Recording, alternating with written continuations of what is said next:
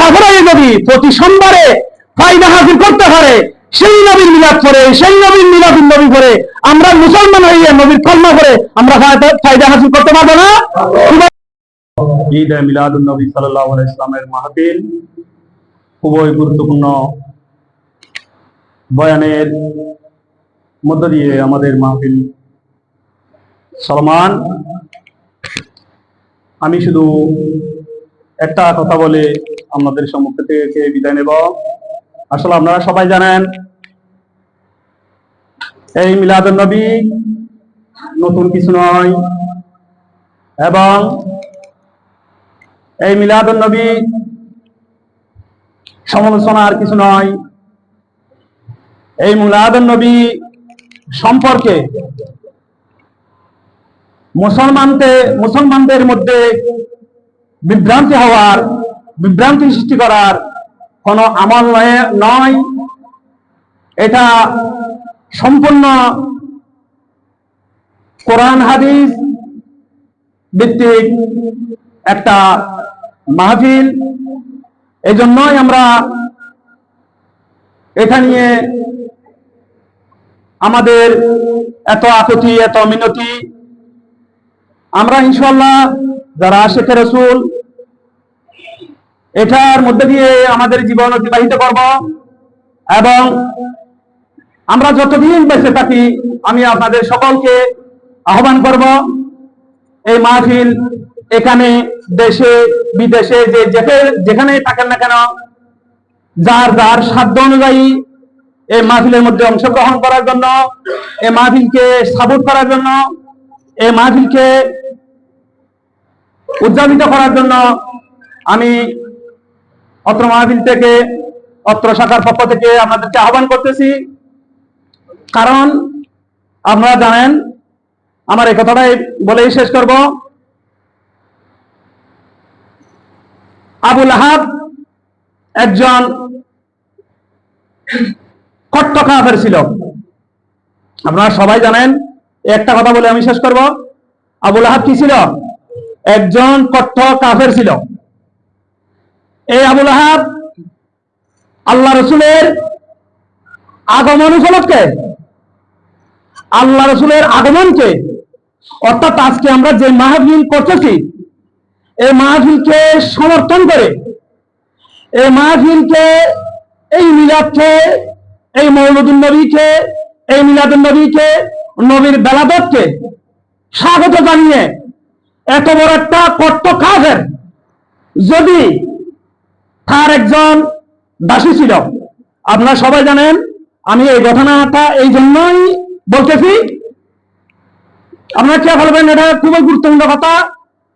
আমাদের এখন পথে পথে, ঘাটে ঘাটে, ঘরে ঘরে মিলাদুন নবীর দলিলের প্রয়োজন হয়, ঠিক কিনা ভাইরা?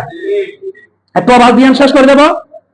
আমাদের এই যে আজকে আমরা মাহফিল করতেছি, কালকে এখানে যে কোনো একজন দলিলের সম্মুখীন হতে হবে, ঠিক কিনা? কিসের সম্মুখীন? আমার কথা বুঝতেছেন নাকি আঞ্চলিক ভাষা বলবো? দলিলের সম্মুখীন হতে হবে। এটার দলিল, ওইটার দলিল, ওইটার দলিল, ওইটার দলিল। আরে বাবা, আল্লাহ রসুলের মহব্বতের জন্য একটা জিনিস খেয়াল রাখবেন। যদি ইমান নিয়ে দুনিয়া থেকে যেতে চান, ইমান নিয়ে যদি মুখে কলমা নিয়ে যদি দুনিয়া থেকে বিদায় নিতে চান, একটাই দলিল, জীবনের জন্য, দুনিয়ার জন্য, আখিরাতের জন্য আমি যথেষ্ট।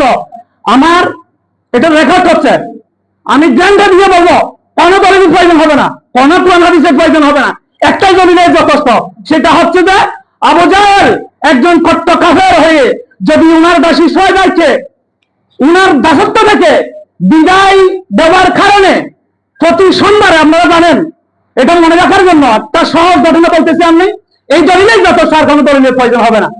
একটা কট্ট কাফের হয়ে উনার দাসীকে বিদায় দিয়েছে উনার দাসত্ব থেকে। উনি মরার পর আবু জাহেল কট্ট কাফের, আবু জাহেল কট্ট কাফের, উনি মারা যাওয়ার পরে এখন পর্যন্ত, তখন থেকে এখন পর্যন্ত, কিয়ামত পর্যন্ত প্রতি সোমবার রাতে ওনার আযাব, কবরের আযাব কি হয়? একটু লাগবে হয়, হালকা হয়, এবং যে আঙ্গুল দিয়ে ইশারা দিয়েছে, যে আঙ্গুল দিয়ে ইশারা দিয়েছে, ওই আঙ্গুল থেকে উনি ফায়দা অনুভব করে। তাহলে একজন কট্ট কাফের হয়ে যদি উনি এমন লাভবান হতে পারে, একজন কাট্ট কাফের হয়ে যদি প্রতি সোমবারে ফায়দা হাসিল করতে পারে, সেই নবীর মিলাদ পড়ে, সেই নবীর মিলাদুন নবী পড়ে, আমরা মুসলমান হয়ে নবীর কলমা পড়ে আমরা ফায়দা হাসিল করতে পারবো না? কি বলেন আপনারা, পারবেন কিনা? একটা হাত তুলে বলেন, একটু হাত তুলে বলেন, একটা তুলে নারায়ে তাকবীর, নারায়ে রিসালাত, নারায়ে গাউসিয়া, জশ্নে জুলুসে ঈদে মিলাদুন নবী, দরবারে শফিকিয়া, দরবারে শফিকিয়া, বুরাইনি শাখা, বুরাইনি শাখা। এই বলতেছি যে যদি কেউ দলিল চাই বলে বাবা মিলাদুন নবীর দলিলের প্রয়োজন হয় না, নবীর মহব্বতের দলিলের প্রয়োজন হয় না, এই দুইটা কেন দলিলের প্রয়োজন হয় না? দুইটা কথা বলে আমি মিলাদ করে মিলাদের মাধ্যমে শেষ হবে। বলে কেন দলিলের প্রয়োজন হয় না? দলিলের যদি প্রয়োজন হতো, দলিলের যদি প্রয়োজন হতো তাহলে আল্লাহ রসুলের এটা জানেন আমরা সবাই, প্রসব মুবারক যখন সাহাবীরা পান করছেন, প্রসব মুবারক তখন সমস্ত সাহাবীরা বলতো যে কোন দলিলে তুমি প্রসব মুবারক কি করেছো, পান করেছো নবী। দলিলের যদি প্রয়োজন হতো, যুদ্ধে যখন ডাক দিয়েছিল আল্লাহ রসুল যুদ্ধে যাওয়ার জন্য, সাহাবী আপনারা সবাই শুনেছেন এই ঘটনাটা, প্রসিদ্ধ ঘটনা, সবার জানা আছে। যখন আল্লাহ রসুলের যুদ্ধের জন্য ডাক দিয়েছে তখন উনি একজন সাহাবী স্ত্রী সহবাস করার পরে উনি ফরজ গোসল পর্যন্ত আদায় করেন না, ঠিক কিনা? আপনারা জানেন কিনা ঘটনাটা? আল্লাহ রসুলের যুদ্ধের জন্য অংশগ্রহণ করেছে, আল্লাহ রসুলের ডাকে সাড়া দিয়েছে। যদি দলিলের প্রয়োজন হতো তাহলে উনি মনে করতো যে আমার উপর গোসল ফরজ হয়েছে, আমি গোসল আদায় না করে যুদ্ধে যাব না। এই জন্য আপনাদের কাছে আমি বলতেছি, যখন আল্লাহ রসুলের মহব্বতের বেলায় আসে তখন কিসের প্রয়োজন হয় না? দলিলের প্রয়োজন। আমরা দিনে দলিলে যে মানে না তারে হাজার দলিল দিলেও মানবে না।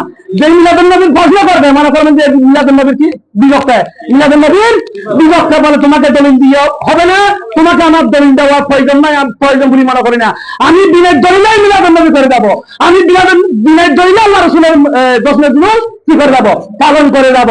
যেহেতু নবীর মহব্বতের জন্য, নবীর ভালোবাসার জন্য কোন কোন দলিলের প্রয়োজন হয় না। সুতরাং আমাদের উলামায়ে কেরাম কোরআন হাদিস আজমা কিয়াস থেকে চলতেছে, এ পর্যন্ত চলবে, কিয়ামত পর্যন্ত চলবে, এটাই বলে কি করবেন, শেষ করবেন।